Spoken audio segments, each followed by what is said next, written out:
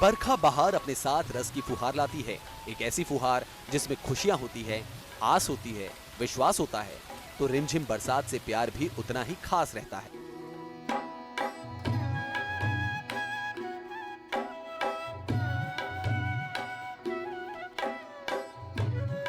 सांवली सलोनी घटा के आसमान में छाते ही इंसान का मन मयूरा बनकर मचलने लगता है और बूंदों के बरसते ही बारिश का सुरूर छाने लगता है।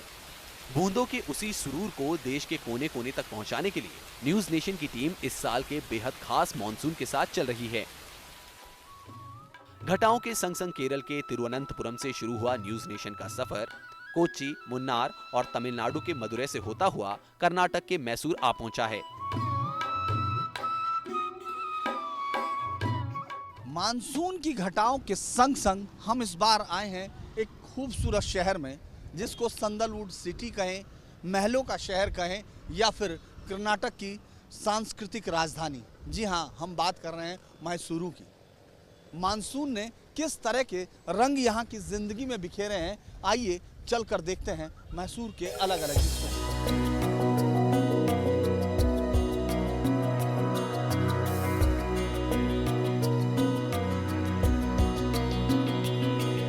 कर्नाटक की कल्चरल कैपिटल है मैसूर। मॉनसून के बादलों के साथ साथ जब हम मैसूर पहुंचे तो साफ सुथरी सड़कें, आलीशान महल और गौरवशाली इतिहास को समेटे ये शहर अपनी खूबसूरती पर इठलाता मिला।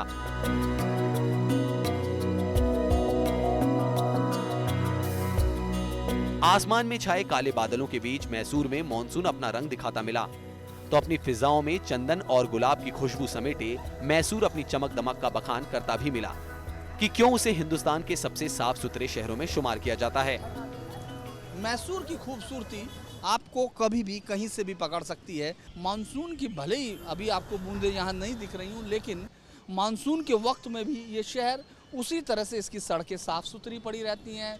पूरे पार्क पूरी तरह से, जिस तरह से यहाँ पार्क हैं, महल हैं, देखने के कई संग्रहालय हैं, अलग अलग म्यूजियम्स बनाए गए हैं। इस शहर की यही खूबसूरती तमाम पर्यटकों को यहाँ अपनी तरफ खींचती है और तमाम जो पर्यटक शहर हैं जिसमें कि मैसूर सबसे अव्वल नंबर पर आता है। इसकी खूबसूरती इसको हमेशा सबसे आगे रखती है। इसके साथ साथ साफ रहने की आदत भी इस शहर में एक बड़ा कारण है।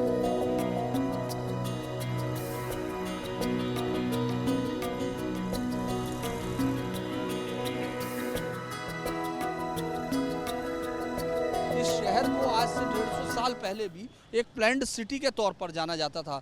वाडियार राजवंश ने इस शहर को इस तरह बनाने में एक बड़ी भूमिका निभाई। लगभग 150 साल पहले यानी 1865 के आसपास भी मैसूर की गिनती सबसे प्लैंड सिटी के तौर पर होती थी, क्योंकि उसी समय मैसूर की जो आप अब संरचना देख रहे हैं उसकी नींव रखी जा रही थी। उसी साल वाडियार कृष्णा राजा वाडियार तृतीय ने शहर में पीने के पानी के लिए कावेरी नदी से शहर को वाणी विलास पेयजल प्रोजेक्ट से जोड़ा था। उसके बाद इस शहर ने कभी मुड़कर नहीं देखा। पूरे शहर को बसाने का एक प्लान तरीका तैयार किया गया, किस तरह से सड़कों के दोनों तरफ पेड़ लगाए जाएंगे, किस तरह से रिहायशी आबादी से जो कूड़ा निकलेगा उसको किस तरह डिस्पोज ऑफ किया जाएगा, इस तमाम चीज़ें। और बाज़ार होंगे तो वहाँ भीड़ को किस तरह कंट्रोल किया जाएगा, दुकानें किस शेप में होंगी, ये तमाम चीज़ें एक प्लैंड सिटी के तौर पर रखी गई थी। और यही कारण है कि थोड़े ही समय बाद जब हम स्वच्छता की बात की गई, भारत के 476 शहरों में अलग अलग समय ये निकाला गया, तो उसमें हमेशा पहले नंबर, दूसरे नंबर पर हमेशा मैसूर का नाम आता रहता है, क्योंकि मैसूर में इस बात की शुरू से एक परंपरा बन गई। तो ये एक आदत के तौर पर है।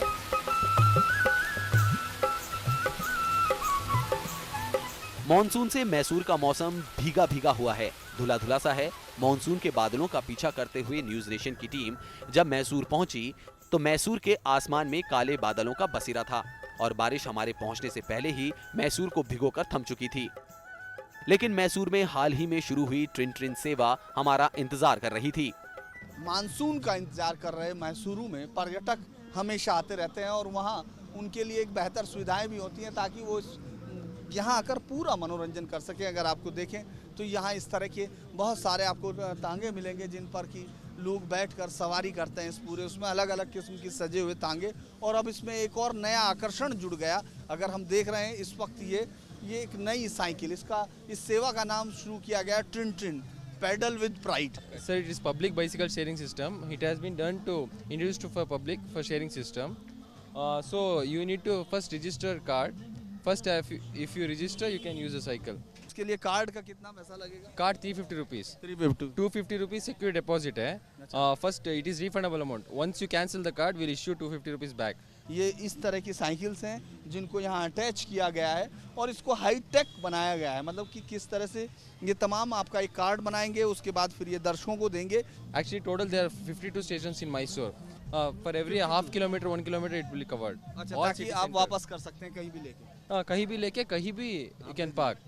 इसका टायर, मान लीजिए टायर पंचर होगा तब वो कहाँ जुड़ा है? Tire puncture, actually we have given puncture resistant coating just like lorry tires. There are 3 puncture resistant coatings.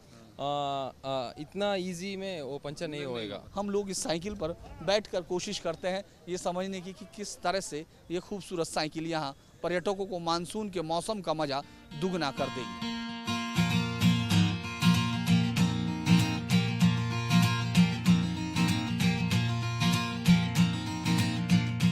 आपको दिख रहा होगा कि मानसून के बादल शहर के ऊपर हैं, खूबसूरती के साथ काले काले बादल। कुछ ही देर बाद हो सकता है बारिश की शुरुआत कर दें, और उस वक्त अगर आप ये सोचते हैं कि बारिश की बूंदों के बीच में इस खूबसूरत शहर की सड़कों पर जो बेहद साफ़ सुथरी सड़कें हैं, और आपको हर तरफ जब आप यहाँ घूमते हैं तो आपको दिखेगा कि किस तरह से हर तरफ राजशाही यानी वडियार राजवंश के पुराने महल, पार्क और एक बहुत ही करीने से बसाया गया ये शहर बेहद खूबसूरत लगता है। और हम इस वक्त घूम रहे हैं, इस समय आपको दिखेगा कि यही खूबसूरत महल की एक बैकग्राउंड है। इसके चारों तरफ भी अगर आप चक्कर लगाते हैं तब भी अगर मानसून की काश बूंदें हों तो ये मौसम कितना खूबसूरत हो जाए। तो चलते हैं इस सफ़र में मैसूरू के खूबसूरत शहर की खूबसूरती निहारते हुए।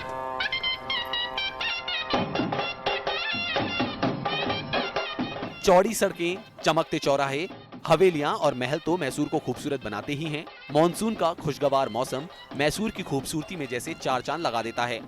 मॉनसून के उन्हीं बादलों के साथ साथ मैसूर पहुंची न्यूज नेशन की टीम। मैसूर शहर से निकलकर उस चामुंडा पहाड़ी पर भी पहुंची जहां चामुंडेश्वरी देवी का मंदिर है, तो महिषासुर के निशान भी मौजूद हैं, जिससे मैसूर की पौराणिक मान्यता जुड़ी हुई है। इस मंदिर की सिर्फ खूबसूरती हमको यहाँ नहीं खींच कर लाई, इस मंदिर के साथ जुड़ा मैसूर का धार्मिक महत्व भी हमको यहाँ तक लाया है।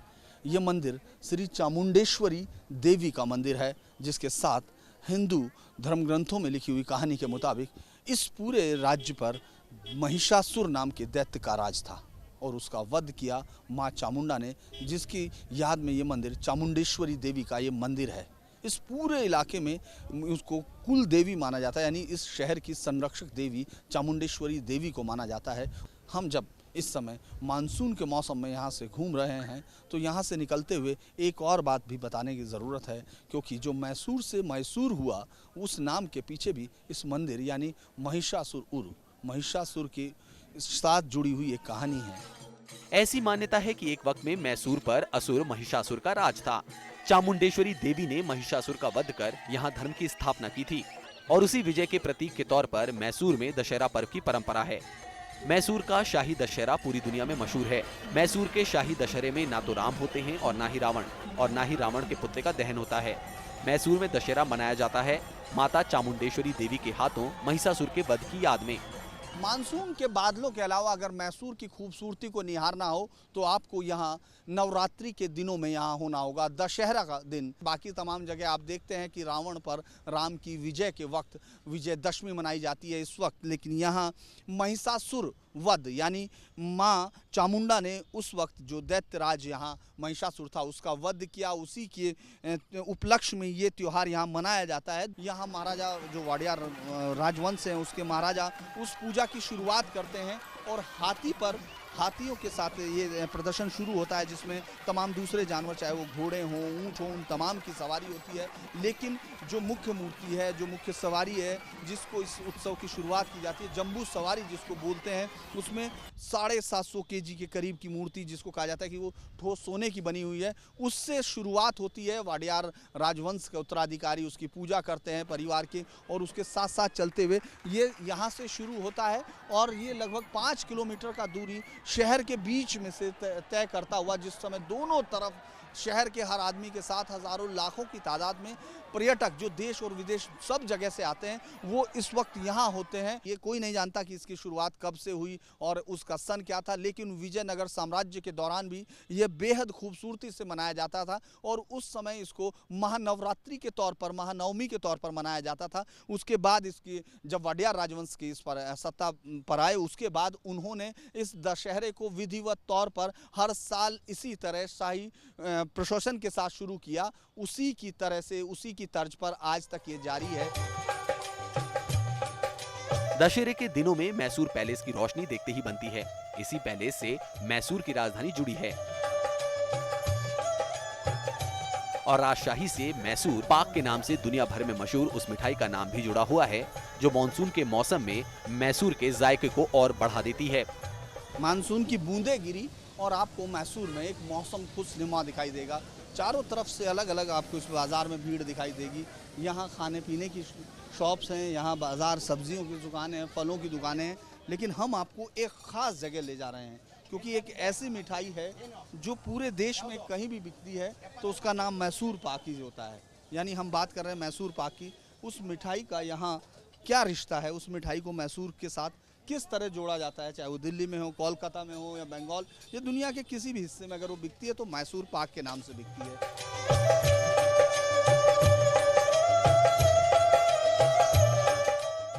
My great grandfather was started in the palace, so he was preparing the food for Maharaja. One day, why didn't you change the sweets? On that day, he was preparing sweets, one type of sweets. On that day, there is no name. The sweet was like very much Maharaja. On that day, they call it as a Mysore Pak. अच्छा, ये महाराजा को पसंद आई, उन्होंने बनाया, तो उन्होंने इसमें क्या क्या चीज़ इस्तेमाल की? इसके बेसन, sugar, ghee, इलायची, turmeric. Actually, we are a 5th generation. Actually, we are running. तो ये एक, हम लोग जहाँ नटराज की शॉप पर थे, हमने देखा कि किस तरह से वो हर वक्त बिजी है। ये महाराजा बाज़ार है जो कभी यहाँ महाराज ने स्थापित किया था। उसी के बाद इसमें कॉर्नर पर ये दुकान है नटराज की, जो मैसूर पाक जिनका इतना फेमस है कि वो लगभग 5वीं पीढ़ी में है। और इन्हीं के परिवार से ये मिठाई शुरू हुई थी, जो महाराजा को सिर्फ एक दिन कुछ अलग बनाकर खिलाने की एक छोटी सी कवायद से हुई थी, और आज दुनिया भर में मैसूर पाक मैसूर की एक और पहचान के तौर पर स्थापित है। मैसूर पाक अगर मैसूर की पहचान है, तो यहाँ का मैसूर डोसा का भी अपना ही अलग जायका है, जिसका स्वाद मैसूर आने वाले लोगों को अपनी ओर खींच लेता है। पूरे देश में शायद सबसे ज़्यादा लोग अगर साउथ इंडियन फूड की बात करते हैं तो उस पर बात करते हैं इडली डोसा, मसाला डोसा। लेकिन जब आप मैसूर में पहुंचते हैं, जिसको कल्चरल कैपिटल ऑफ कर्नाटका कहा जाता है, तो वहाँ एक अलग किस्म का आपको जो नाम से ही फेमस है, वो है मैसूर डोसा। नहीं, दरअसल ये मैसूर डोसा नाम इसलिए ही रहा है कि मैसूर से यहाँ पे स्टार्ट हुआ ये, और ये फास्ट फूड है। उस टाइम में लेडीज़ लोग फास्टली बच्चों को खिलाने के लिए एक ईजीएस्ट वे था उनके लिए, और इतना बढ़िया है। इसमें 2 टाइप के, प्लेन और मसाला।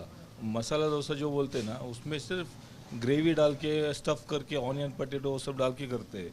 हम अक्सर यहाँ आते हैं सिर्फ ये खाने के लिए। ये टेस्ट ऑल टुगेदर डिफरेंट है। सभी जितने भी डोसे खाए हैं मैंने, ये एक यूनिक टेस्ट है जो इधर किधर भी नहीं मिलेगी, ना चेन्नई में मिलेगी। अच्छा, ये कहीं नहीं मिलता है। मैं चेन्नई में खाया, मुंबई में खाया। कोकोनट मिल्क से Yes. बनता है। अच्छा, ये पूरा कोकोनट मिल्क से बनता है पूरा। यकीनन जिस टेस्ट की बात की जाती है, हम इस समय मानसून में जो घटा के संग संग में अगर टेस्ट की तलाश करें, तो ये मैलारी डोसा और मैसूर डोसा अपने आप में उस डोसे से अलग है जिसको अमूमन हम लोग पहचानते हैं।